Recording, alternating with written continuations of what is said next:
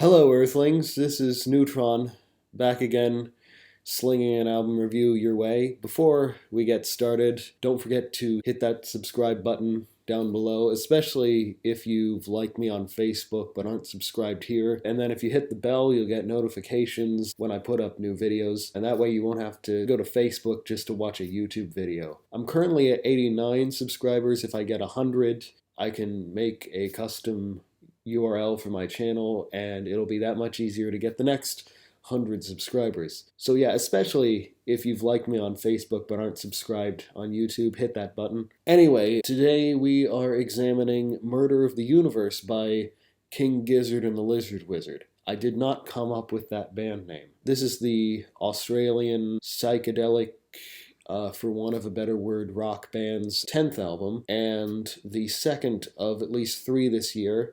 They hope to do 4 or 5, but at the current rate, they're releasing albums with about a 4-month gap. They'll be lucky if they get 4. This is also their first album since I'm in Your Mind Fuzz from 2014 that is driven by a purely lyrical concept rather than a mostly musical one. In 2015, they did Quarters, comprising 4 songs of equal length.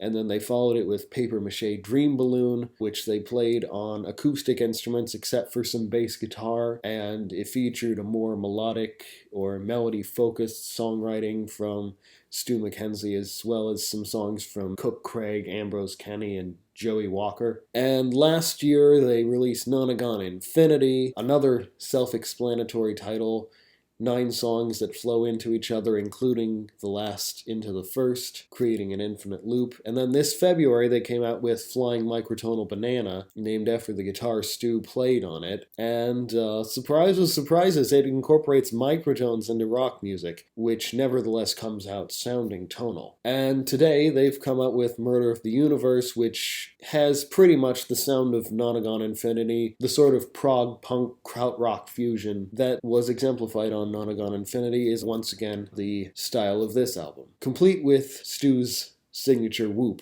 I should add.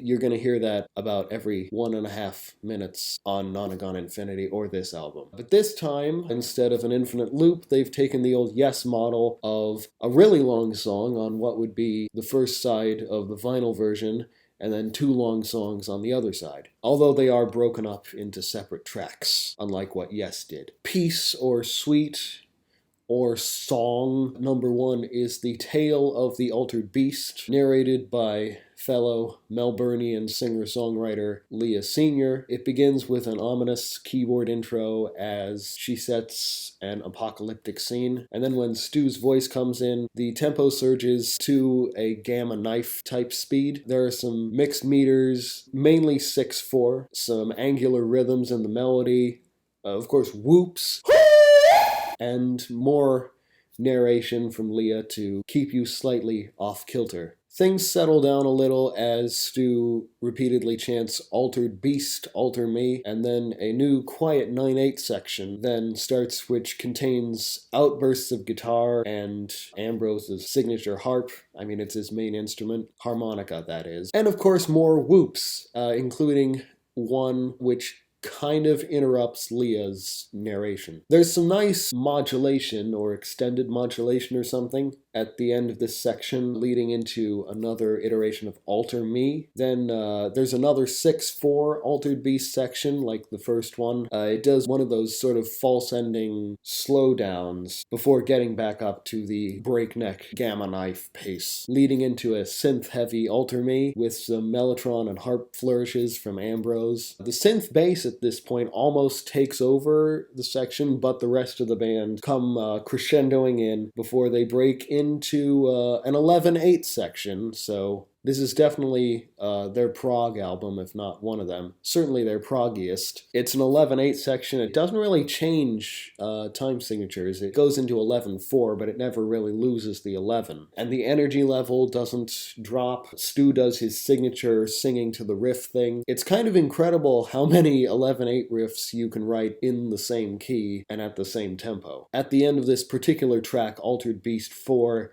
the band goes into another reprise of Alter Me, and then they reprise the first Altered Beast verse. Then a sudden change of key and some happy sounding mellotron accompany the final monologue, and the whole thing ends with a sort of spaceship like sound. So that's the first half of the album. The second suite of tracks is called The Lord of Lightning versus Balrog, one of two songs they did a video for. You get another ominous keyboard intro on the organ and the mellotron, although it does remind me of something off of Nonagon Infinity. And also Joe does a bit of throat singing over it. The main Lord of Lightning section picks up the tempo once again and the energy, and surprise of all surprises, there's some whoops. In this case, the whoops always start a guitar noise fest. More mixed meters ensue.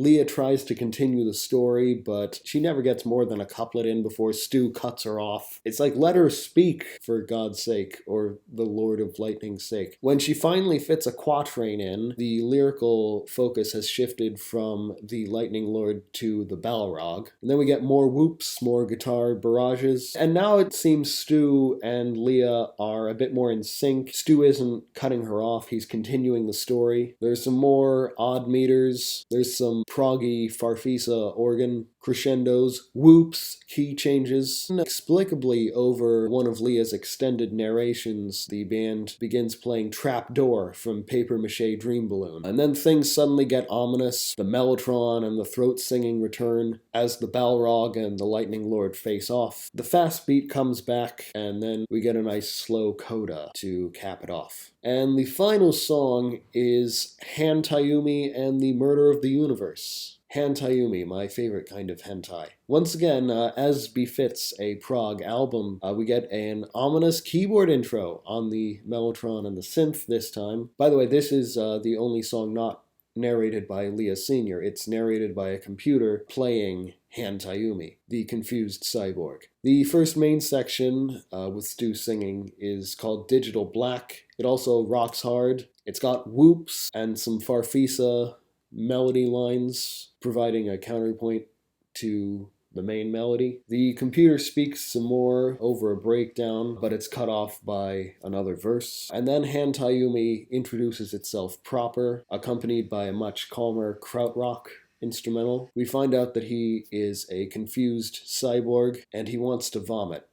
I did not write these lyrics. He wants to vomit and he wants to die. Two things cyborgs can't do. Hence the name of a later section, Vomit Coffin. At one point the beat gives way to a wash of synths before it returns. We get a whoop, signaling the start of the Vomit Coffin section. I like how the lyrics kind of make a pun on coffin and coughing, something that might happen when you throw up. Handtie You Me speaks some more as Stu and Joe play some triplet licks before the chorus returns. And then Ambrose's mellotron comes back in, accompanying Handtie You Me's final soliloquy in the track called Murder of the Universe, describing the act of vomiting, which in turn brings his death as he doubles and triples and dectuples and grows a million, billion, quadrillion, eventually centillion times larger, growing exponentially. He doesn't die, he keeps on vomiting.